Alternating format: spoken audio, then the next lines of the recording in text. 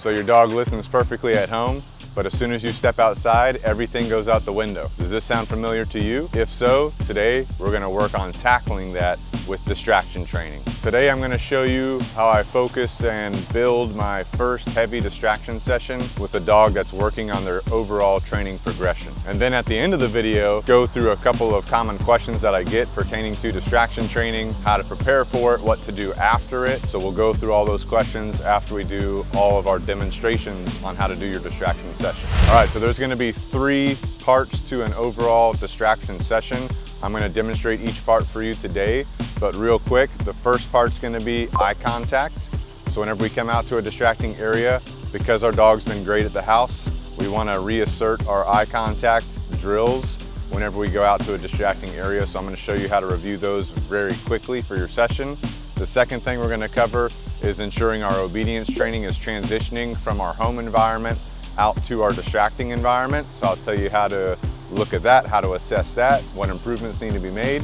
And then last but not least, we're going to tackle the busiest part of the distraction area, which in today's case is going to be a local farmer's market. So we're going to start off working on our eye contact, our obedience, then we're going to go for that ultimate heavy distraction in the busiest area of the market possible. Before I ever come to a distraction session, especially one like this, I've already covered a couple of things that we consider prerequisite training before we come out to a distraction training. So the top 3 things you're going to want to do for your prerequisite training is going to be number 1, engagement, number 2, obedience training, and number 3, remote collar or e-collar conditioning. Once you have those 3 things done, then you can move out to your distraction training sessions. Now with that being said, I'm going to link a couple videos in the description below that are going to show you how to do all of that prerequisite training. So watch those videos after this video and then do your prerequisite training and then go out for your distraction sessions like I'm showing you in this video. All right, so our first step to the session is going to be eye contact out in our distracting environment. So let's tackle this real quick before we proceed on to the next step of a distraction session. All right guys, so we're focusing on eye contact right now.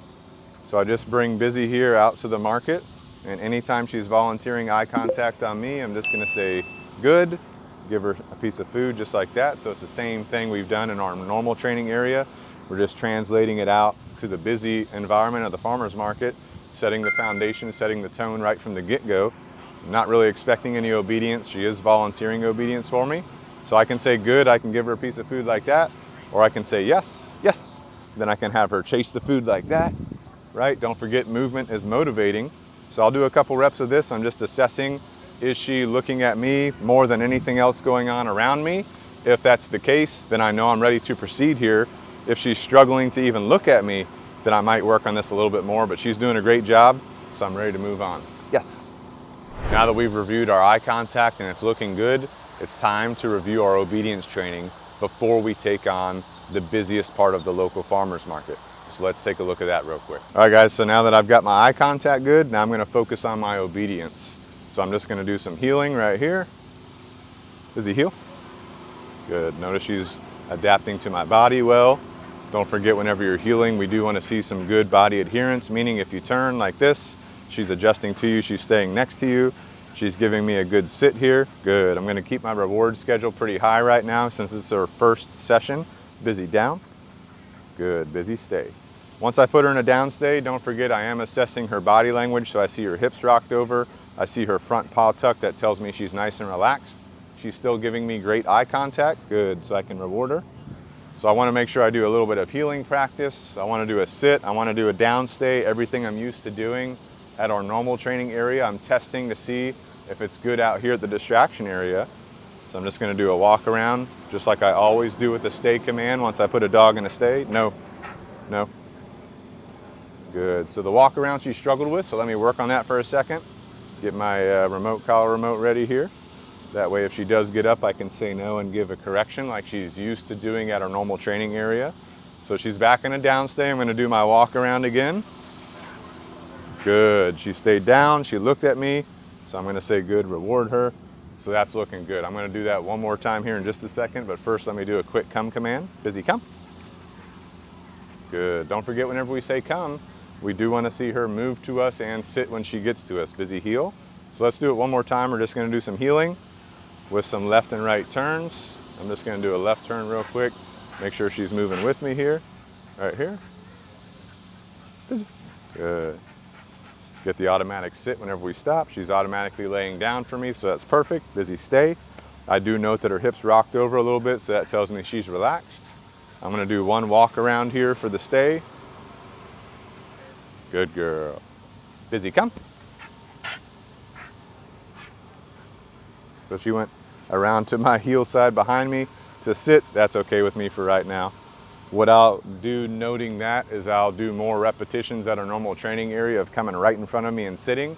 But for now, just coming to me and sitting, I'm totally cool with that. I know I'm ready to go into the heavy distraction session now. If this video is bringing you value, please go ahead, hit that like button and subscribe to the channel. This helps us reach more people and share the information.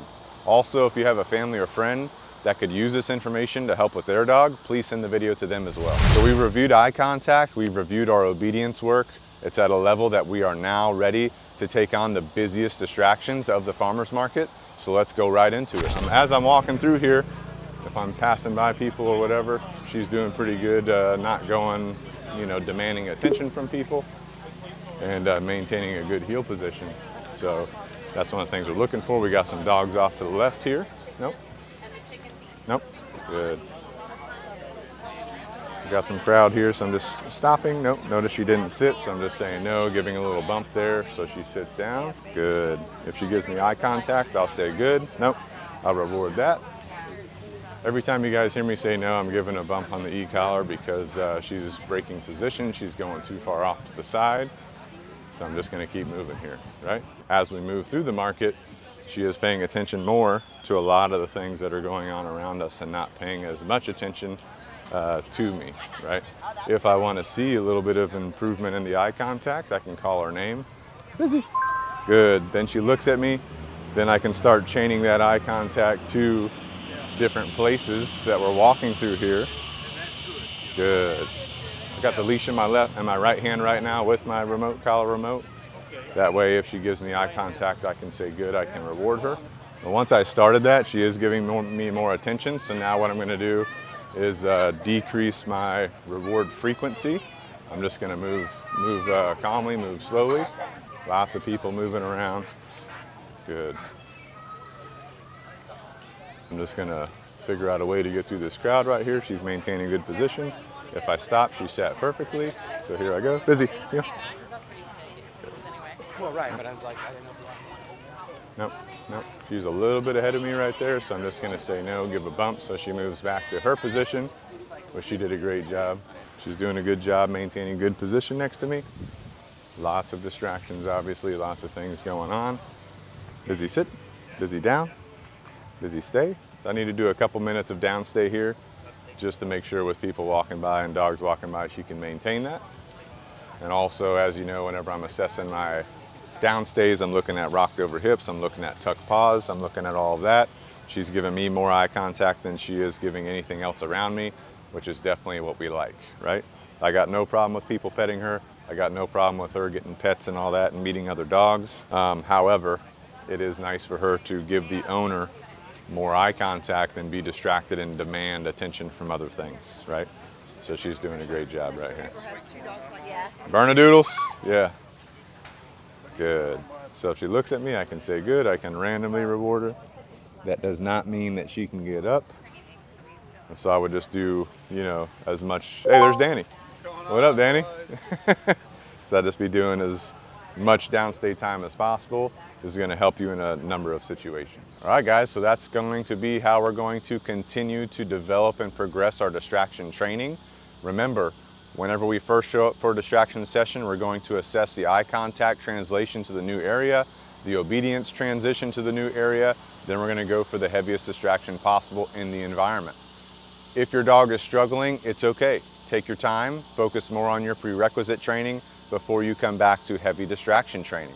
Consistency and repetition are going to be your biggest factors for this kind of work, so just keep going with it. Stay consistent, do your repetitions, and have a good time. All right, so common questions that we get during our distraction sessions. First of all, people ask, do you repeat the command after you give a bump or a correction on the e-collar? Why or why not? So the answer to that is it's going to be that it depends. As your dog progresses in their training, I'm going to be less likely to repeat any type of command. However, if a dog seems confused or they seem like they're not understanding exactly what I'm asking them, don't forget we just got to a distracting area, so I have no problem doing small repeat commands if that dog is struggling, but you have to be careful. Don't fall into the trap of always repeating your commands. So another common question that I get is, how do I know what remote collar or e-collar level to use in the distracting environment or just in general? And the answer is going to be whenever I do my remote collar conditioning. Don't forget there's a video for that in the description below to watch on how I do that. But once I'm doing that conditioning process, I then figure out what I call that dog's baseline level. That's going to be the lowest level that the dog feels at all whenever I'm using the e-collar. That's the level that I want to use in most situations. Now with that being said, as my distraction levels increase, that dog's arousal or excitement level is going to increase, and that means that that baseline level they felt with nothing going on around them is going to change. So I'm going to slowly modify the e-collar level to match their mindset. I always want to use the lowest, most effective level possible, but that level is constantly going to change depending on what's going on around me. So I'm just going to increase the level if I find the dog's not responding to the e-collar, just a little bit at a time. I'm also going to decrease the level if I ever find that the dog is overreacting to the e-collar. And with that being said, if I am finding myself in a safety-related situation, like a potentially dangerous situation, I can ramp up that e-collar level rapidly to make sure the dog's safe. Once the dog is safe, I can just bring it back down. So that's my process on how I use different remote collar or e-collar levels. All right, guys, don't forget to like the video and subscribe to the channel to help spread the word. And also, if you'd like to learn how to socialize a dog that has had zero training, check out this video right here, and I'll see you there.